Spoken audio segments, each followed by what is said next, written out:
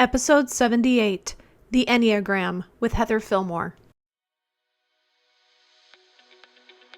Welcome to Latter-day Life Coaches, the podcast where each episode is a conversation between me, Heather Rackham, and one of my amazing coach colleagues. Each coach here is a member of the Church of Jesus Christ of Latter-day Saints and certified through the Life Coach School. Together, we have one main goal, helping you live your best life no matter what. You ready for this conversation with the coach? Here we go. In a world that is constantly telling you that you need to be a certain way, it can be hard to know who you really are and what your true personality is. Coach Heather Fillmore helps her clients determine for themselves who they are by coming to understand and examine their personalities. Heather is a big believer in the Enneagram test. While she coaches Enneagram 9 specifically, she talks on the podcast today about the characteristics of each number and how understanding who you are can really free yourself from shame and put you in a place of coming to accept who you are and then choosing to change if you want. Today, I am joined by Coach Heather Fillmore. And I've said this before, I didn't grow up knowing any Heathers. And on this directory, there's like 6 Heathers, including, I'm not listed on the directory, but I love this community of having all these Heathers that I just thought nobody else even had the name when I was growing up. So when you said that, I was like, wait, I had 5 in my 5th grade class. I didn't. I knew one other Heather in all of my childhood growing up. So it's kind of funny, but anyway. Must be a Utah name. Must be. I'm in Idaho, which, not too far. Yeah. But anyway, I am so glad to have Heather with us today. And I told her before we got started that when I was looking over our, the notes that we wanted to talk about, I'm so excited for her to discuss what she's going to talk with us about today, because it's a topic that nobody in this community, in our Latter-day Saint Life Coach community, has spoken about before. And I think it's such a fascinating topic. And I will let her introduce what that topic is, because I think it'll just kind of come out when she tells us a little bit about herself. But anyway, so maybe we should just go to that point. Tell us, Heather, a little bit about you and who you coach and how you got to that niche. Well, I am Heather Fillmore and live in American Fork, Utah with my husband and 6 of my 9 children. We have 5 biological kids and we've adopted 4 kids internationally. And I've always had a huge heart for adoption and helping kids that don't have families. Like since I was a little girl, I just felt that calling. After I had my babies, I felt it like really strongly, and we brought all these kids into our lives that come from, hard places. And it was a lot more challenging than I thought it would be. And my nature, I'll talk more about my nature as a peacemaker, but I love to just have a state of peace at all times. And it was not like that, having all these children. And even though I knew it was like my path in life, it was really, really hard. And I became depressed. Really struggled a lot. And so I heard about the Life Coach School podcast, started listening to that. And all of a sudden I was seeing, wow, I'm creating so much of my angst with my thoughts. And it really helped me to get out of this. I was kind of in this self-pity pit for a while where I was just like, oh, my life is so hard. And I was able to really gain a lot of awareness and learn through that. And then I learned, more about coaching and hired coaches. And it just helped me so much. And then just leading into what I'm going to be talking about today, after I became a coach myself, but first I started helping like parents of kids with special needs. Because that's a piece that you left out, which I think is it's so fascinating to me, that not only did you adopt children internationally, but they were also children that had some pretty intense needs. Yeah. So the 2 girls from Russia have Down syndrome, and they were older when they came to us. Anya was 5.5, and then a couple of years later, Hazel was 4. So I didn't have that history with them, and all of a sudden there's these hurt kids that don't know how to regulate themselves, in my life. And it was just a lot. Yeah. And then we went back and did it again. We went to China, and the older boy has mild cerebral palsy. He was 8 years old at the time, and the younger one was 2. And I make it sound like it's all awful, and it's not. Like, they're amazing, like Yes. we have our amazing times too, but an adjustment for sure. Yeah, a huge adjustment. And I not only self-pity was a big one, but also just a lot of guilt and shame, because it brought parts out of me that I had never seen as a mother before. Like, I had 5 kids up to this point, and I thought I knew myself as a mother, but this brought out all like different sides of me that I had never seen. That's lot so of interesting. Anger. So interesting that we can think we know something about ourselves, but different circumstances bring out different parts of us that are hidden. And some might look at that as terrible, and others might look at that as, well, look at, like, I'm learning about this new part of me and how to be more of, how to regulate those parts of me as well. Yeah. When you're under a lot of stress, it causes anger, like a lot of cortisol is released. And, just it makes sense why I struggled with all these things. So I became a coach.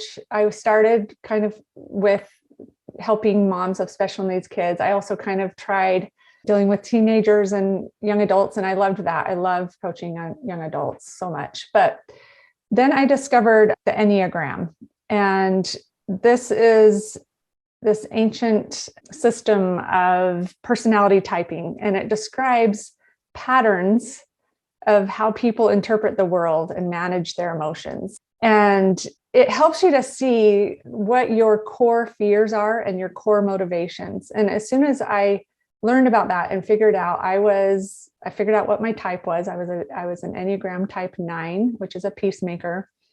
I could see why all of these things were so difficult for me. It kind of like was this last piece that I needed, because I had all these tools to like manage my thoughts and all of that. But then there was still this like shame that I couldn't get myself out of. And this helped me to really see this, why I was doing the things that I did and thinking the way that I was thinking, why I was like retreating away from all the conflict all the time, and just tendencies that my body just automatically wants to do. It was because of this narrative that I had created as a child. And it was this type 9 narrative. And it took away that shame piece. So that's what I needed. Like, I needed to be able to see that there wasn't something wrong with me. It was just my conditioning.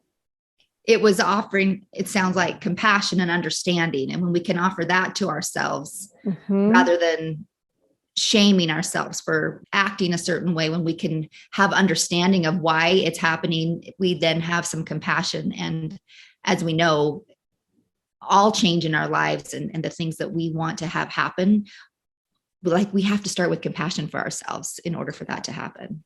Exactly. And I think we know that logically, but sometimes we have to understand why we do what we do, It helps us to release some of that a little bit better. I'm so fascinated by your story with your family. And I just think I could listen to you talk about that all day, because I think it's just it's a sweet and tender story. And I don't even know the whole of it. I just know the parts of it, but I am so fascinated about it. As much as I am by that, I also like this Enneagram stuff. I'm just going to use the word stuff because it is, in my mind, there's a lot to it. There's so much that we can learn and take from it. So I'm excited to talk about that today. So you shared with us what Enneagram was, and people are familiar with personality tests and things like that. Does this kind of fall? I mean, it kind of falls under that category, would you say? Yeah, I mean, you could call it personality types, but it's more of what like your core motivations are. Like what motivates you to do what you do and show up the way that you show up? And what is that like core fear that keeps you from the things that you want to do in your life? So it is a personality, because there are a lot of things that like traits that people share that are in each category, but it's kind of more of that underlying motivation and fear. That is what it's about. Okay. Yeah. Do you think, and this is, and maybe you don't know the answer to this, but do you feel like it falls under which category, nature or nurture, or is it a combination of both? I think it's a combination. I mean, I know you have like 5 kids, don't you? Or 4? I have 4. Yeah. 4. Yeah. Like don't you think they come into the earth with a demeanor? Like, yes, so for sure. Different. Yes. So I feel like we come to earth with this demeanor that we already have, like I had babies that were super snuggly and soft, and others that were really active and lively, and, like this energy that they come to the earth with. But then I think this is just my philosophy. You have your your demeanor, and then that makes you pick up on certain messages more easily.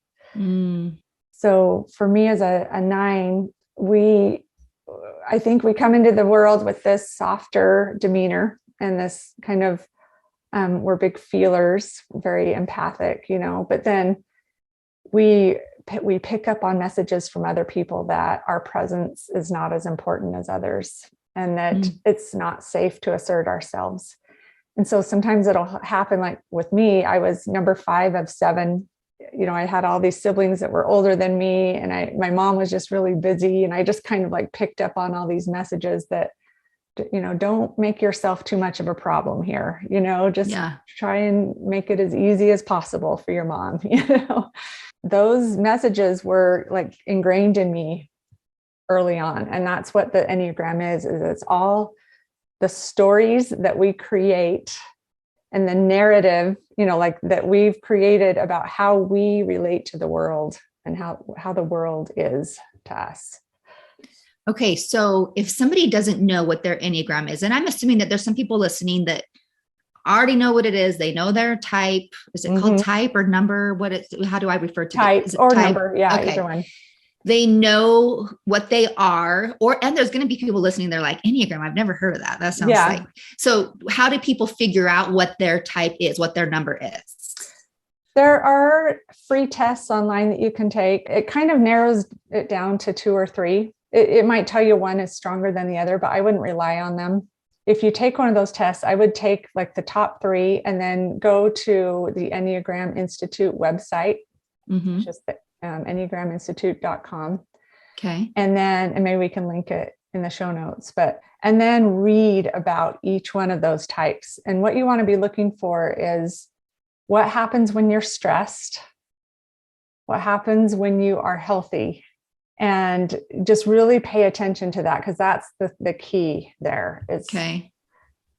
Yeah. And it's easy to, especially when you're like thinking about other people, you can see what happens to them when they go in stress. And sometimes we don't see it in ourselves as much, but.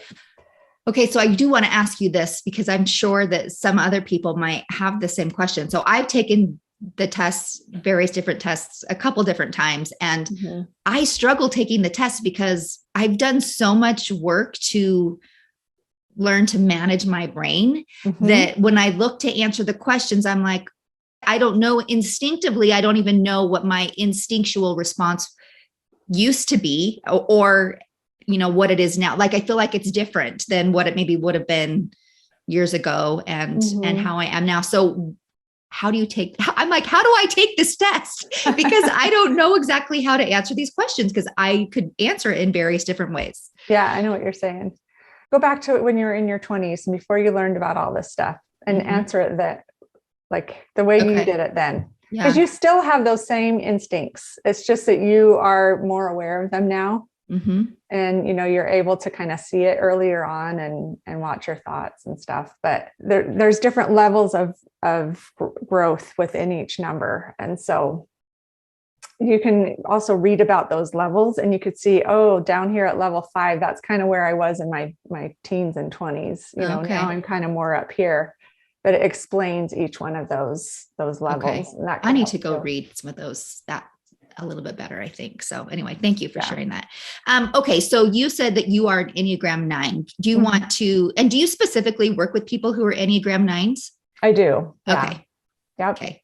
All right. Yeah. So that's why I chose that niche is because once I learned about the Enneagram and started, and I've always loved personality tests and these kind of things anyway, but when I started learning about it, I was like, oh, like I have really come a long way in this and this, this tendency, like to avoid conflict, and this tendency to be passive aggressive or not like having people talk in a condescending way. Like these are all these tendencies that nines have. Mm-hmm. And I was like, oh, I've kind of overcome this with these tools that I have. And this, I can really help people that have these same tendencies. So that's why I thought, I'm just going to work with people that have my same thing. And it's really cool because they know I get them. Well, yes, because I was just going to say, I was talking to somebody earlier this week that said, the Enneagram coach that's on the Latter-day Saint Life Coach Director? And I was like, yeah, Heather Fillmore. She goes, is that her name? She's like, but she's like, whatever Enneagram she is, she goes, I think she's an Enneagram 9 coach. She goes, that's totally me. She's like, everything she says just speaks to me. And so you're obviously doing a very good job of speaking to that Enneagram 9. You obviously know them because like, this is totally me. I don't need to take any tests, but I know that because I know that that's my number. Exactly. I think we need a coach for each one of the types personally. I think that would be fantastic, actually. Yes. So I can't figure out what my type is because, like I said, it's like the numbers come all over the place. But anyway, okay. So you coach Enneagram 9s, but let me ask you this: if somebody figures out what their number is, they take a test, they figure out their number, mm-hmm. whether they're a 9 or another number, what do they do with that? Like, where do they go from there? Once you figure out what you are, you want to really study what all of the tendencies are and start really noticing and just being aware of when they pop up.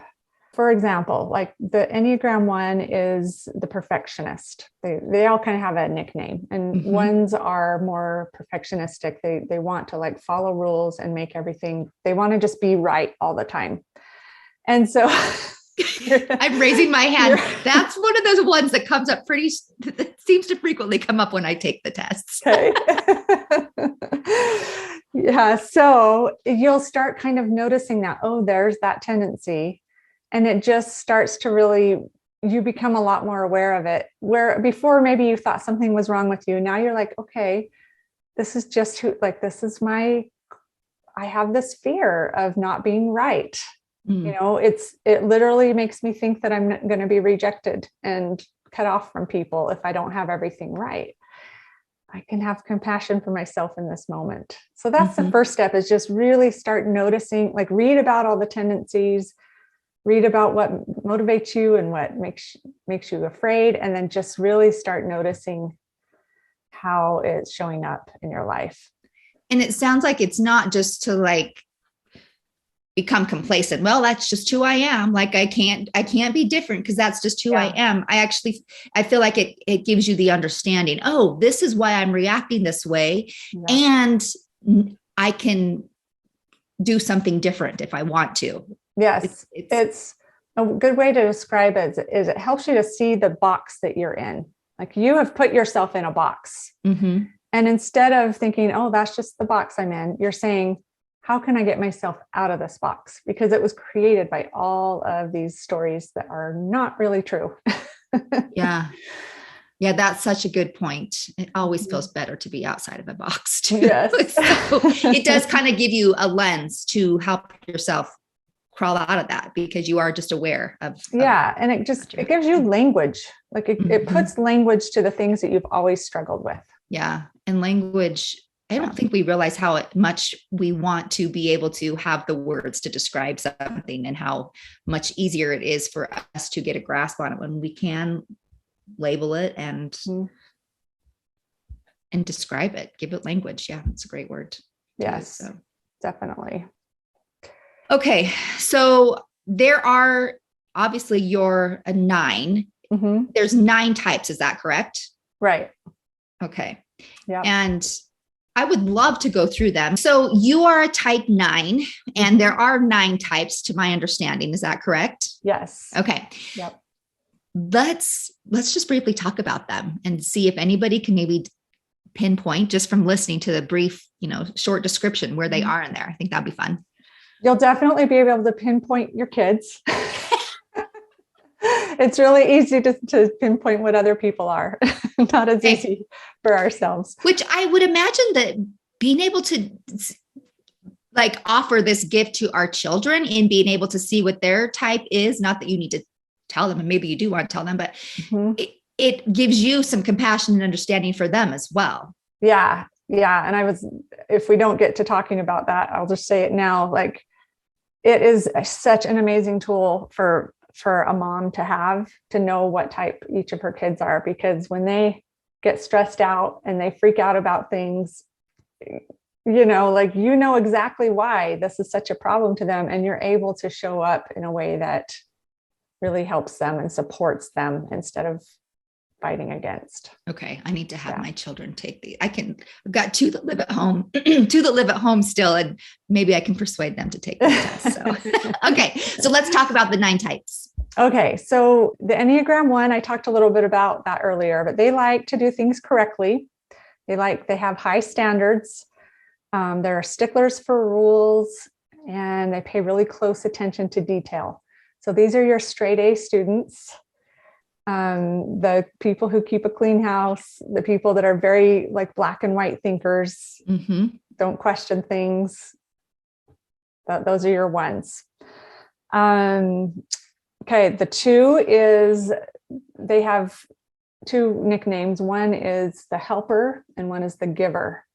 So these are 2s are defined by their desire to belong and to be loved by other people. They're the ones that are out there helping, nurturing, caring.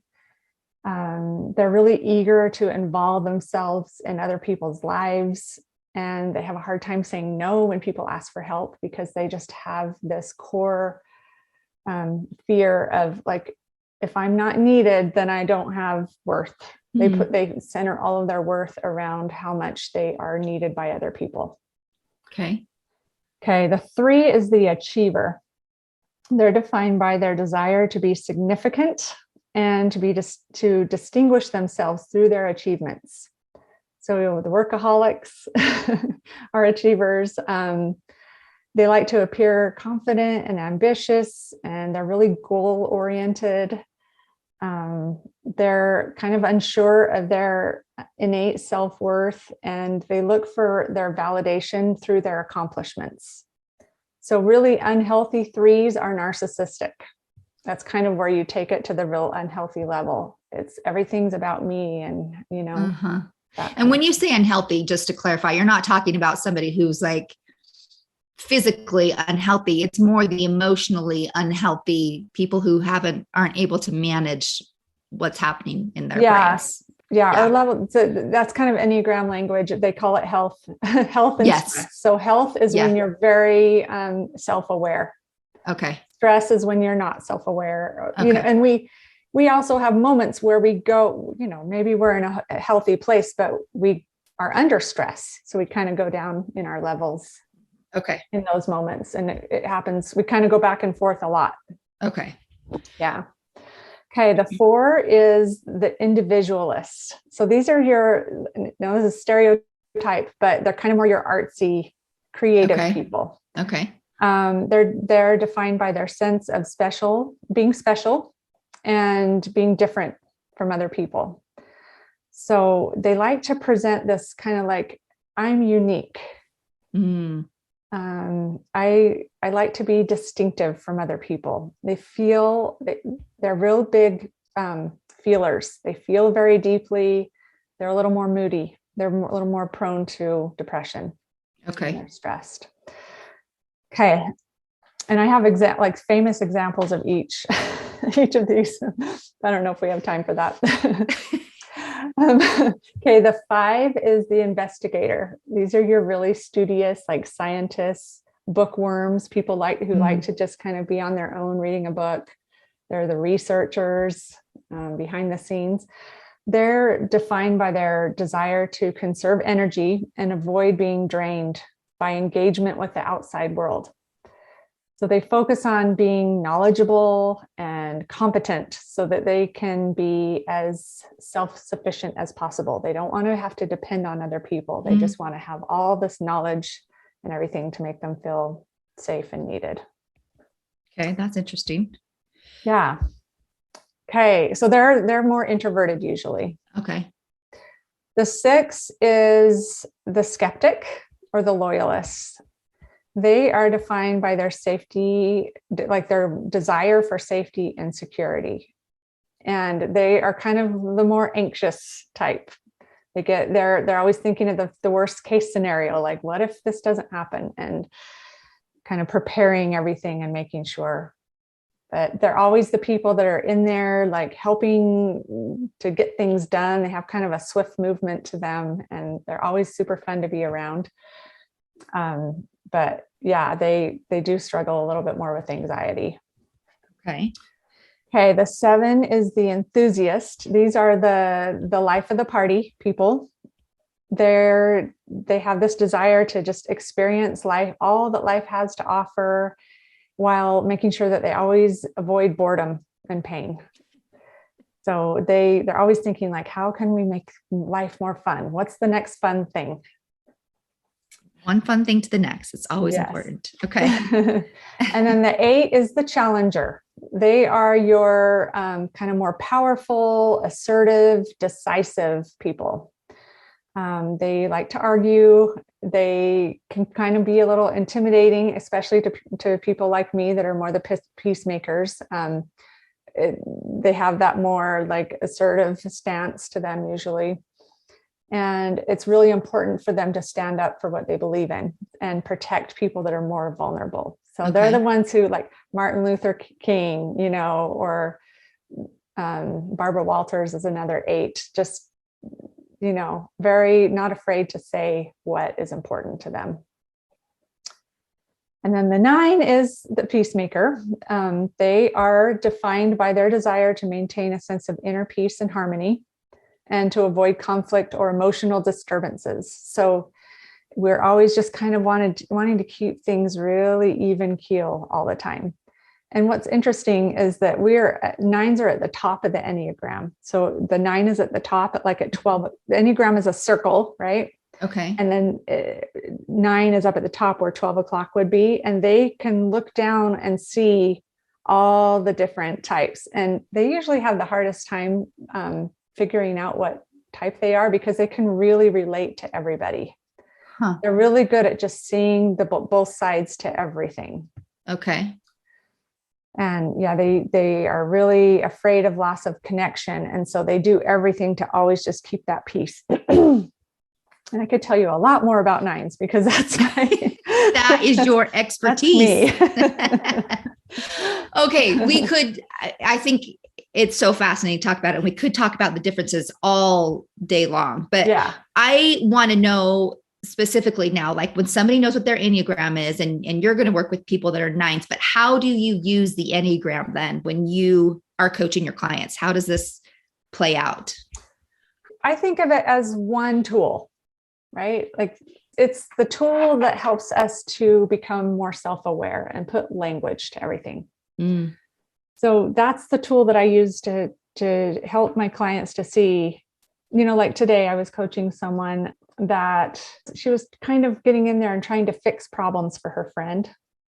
And I was like, okay, see how this 9ness is coming up for you right now, because we want to keep the peace at all times. And so our brain is like, I have to help everyone else to feel peace too, because if they feel peace, then I feel peace. So a lot of times we have that tendency to get in there and fix things. Okay. So this is where I use the Enneagram, is to help people to see how that tendency is coming out. And then I use other tools like the model to help them see how they're creating their results. And then also I'll use like embodiment type coaching to help them to move past some of these blocks that they have. I think one of the interesting things about like a peacemaker, and I don't know, I mean, I haven't done a lot of work with the Enneagram, so I'm not trying to put words into the mouth of the Enneagram, but I do know a peacemaker, like somebody who's always trying to keep the peace, in pretty blunt terms, basically is somebody who is kind of always trying to manipulate other people's emotions. Mm. Like peacemaking is actually manipulating. And that's pretty harsh words, but it is the reality of it. Exactly. And so I would imagine when you're working with your clients, then you're actually able to help them see how they're trying to manipulate situations and other people so that they don't have to feel the angst of the lack of peace, I guess. Exactly. Yeah. That's exactly right. It's like showing them, oh, see what you're doing there? You're actually lying to them. Yeah. By telling them that you wanted to do this, and it's hard to have relationships when they're not founded on truth. And so I just think that's a powerful thing for people to learn.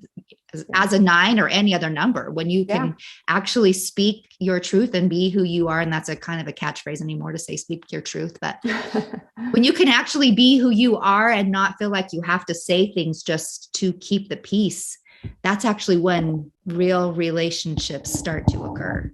Totally. And every single one of the types has a way that they keep themselves from being seen. Mm-hmm. So like the 2, they're also people pleasers, Yes. They get in there and help when they don't always want to, and the 3s, they do it by trying to prove themselves to people, by achieving things. Mm-hmm. It shows up differently for different people. Yeah. For everybody. Our way of controlling things, like controlling our environment, and just to make sure that we are safe. That's what we're doing. Yeah, such a good point. Okay, so most of the people listening to this are going to be members of the church, and I'm curious what you have specifically in mind for a Latter-day Saint audience when it comes to Enneagrams. So I found that most of my clients are not LDS because most people that know about the Enneagram are like different Christian faiths. But what I find with LDS women is that they tend to be extra hard on themselves. Mm-hmm. And in our culture as moms, and also like in our callings, we kind of tend to pick up on messages that we need to be all the things. Mm-hmm. And we put a lot of pressure on ourselves. So we think that we need to be organized and detail oriented like the 1s, or something's wrong with us. Mm-hmm. We need to like have this innate desire to be serving people all the time like 2s. That's only 10% of the population. 2s are only like 10% of the population that really have that intrinsic like desire to serve. So if you aren't thinking about going out and ministering all the time, you're like, okay, this is not my natural. Now it's just a lot easier to have a lot more compassion on yourself when you can see that I'm trying to be like sister so-and-so, that loves to serve. Like that's what brings her so much joy. Like, how can I do this in a way that's more honoring of me? Listening to you say that is actually giving me the language to express something, actually, because we think that we have to be all the numbers. And when you think about, when you actually look at the number, like, I think I need to be a 1, a 2, a 3, a 4, but like that, just saying all those numbers makes me shrink and like feel weighed down. And when I realize I don't have to be all those things, because that's not who I am. I get to be who I am and not all the other things. I don't know. That just made me, it kind of gave words to that. I mean, we think we need to be, and then like if I were to go through each one, we think we should be really charismatic, like the 3s that can get up and give talks so effortlessly. Mm-hmm. We think that we need to be really creative and really deep feelers like the 4s. Yeah. We think we need to be really scholarly like the 5s that are like, they know the Old Testament backward and forward, like I'm a gospel doctrine teacher and I am not a 5. And I'm like learning how unscholarly I am, but I'm, it's helping me again to have that compassion for myself. We think we need to be problem solvers like the 6s, or really fun and social. Like when we get called into young women's, we need to be like the young women and super bubbly and fun like they are, like the 7s. Yeah. And that's not our nature. Yeah, it's almost like we're just giving ourselves permission to be more of who we are rather than trying to be what everybody else is. Yes. that's what I'm learning as I've really just leaned into my peacemaker-ness is just to truly embrace it and love that part of me. Mm-hmm. So good. Yeah. All right. We talked a little bit about parenting and how helpful it can be to understand that in our children. Like we can take tests, we can have our kids take a test. Do you have any recommendations for other resources or things that people can? It's even if your kids don't take a test, because again, the tests aren't super accurate anyway, and they may not be, I mean, my 13-year-old isn't going to care, Yeah. I think we know our kids really well. And even if we mistype them, I think it's good to almost in your mind have an idea of what their type is and what those tendencies are for them and what their fears are. Because when they're, like I said before, like when they are being crazy, you're able to support them in the way that they need support. Yeah. It also really helps in marriage. Like my husband understands that I need time to process. He knows that when there's a lot of commotion, that I shut down. And so he is able to, let me step away and have a little break, and he can jump in and help. Which also takes you some vulnerability on your part to be able to share those parts of you with them, because a lot of times they might not necessarily know that about you. Our spouses don't know those things about us, and it can feel scary to share that. But maybe knowing that truly is part of you gives you a little bit more confidence to be able to speak it and tell your spouse that, which then in turn offers that understanding. Yes, very much so. I'm seeing so many beautiful miracles happen in marriages of my clients where they're kind of taking down these walls of there's something wrong with me. I have to be a certain way. And they're able to share with their husbands, this is a struggle for me, and I'm working on it. Can you help me? Yeah. I know that you have some recommendations, because it would be valuable, to just delve in and try to learn about the different types so that we can be more compassionate, more understanding of ourselves and of our children, of our spouses. And I know that you have some resources. We can link to those in the show notes if you don't want to share it with us here. But my favorite books are Ian Morgan Cron. He has a podcast called Typology that I love. Okay. He interviews different famous or semi-famous authors and stuff like that, and just talks about the Enneagram with them and how it shows up in their life, their tendencies and stuff. Okay. But he wrote a book called The Road Back to You, which is a really good just beginning book. And as you read through it, you'll definitely be able to figure out what type you are as you read it. And then the latest one he wrote is called The Story of You, which is excellent as well. Awesome. I think talking about your stories. Resources there would be fantastic. So yeah. And I've got some other ones that we can link as well. Perfect. And you have some great resources yourself, which is yourself. So I would love for you to be able to tell people or share with us where people can find more of you so they can continue to learn. Yeah. I'm on Instagram at the 9 Coach. So it's spelled NINE, the 9 Coach, and there's underscores between each word. Okay. And I talk about all things, just basically helping 9s to be more bold in their lives instead of falling victim to their conditioning. So that's Instagram. My website is just heatherfillmorecoaching.com. And you can join my newsletter there. And I also have a Facebook group that's called Life Coaching for Enneagram 9, The Peacemakers. So good. This is so fascinating to me. I don't know what it is, but I just feel like I do know what it is. It's because as I've started to learn a little bit more about myself, and as I've dabbled a little teeny bit into Enneagrams, it has done all the things that you have talked about. It's giving me a little bit better understanding, compassion for myself and for people around me. And I'm always grateful for any resource that can help me in that way. So I'm so glad that you've been here to share it with us. Well, this was fun. Thank you for having me. Yeah, thank you so much for being here. And We will link to all these things in the show notes. And thank you once again. Thank you.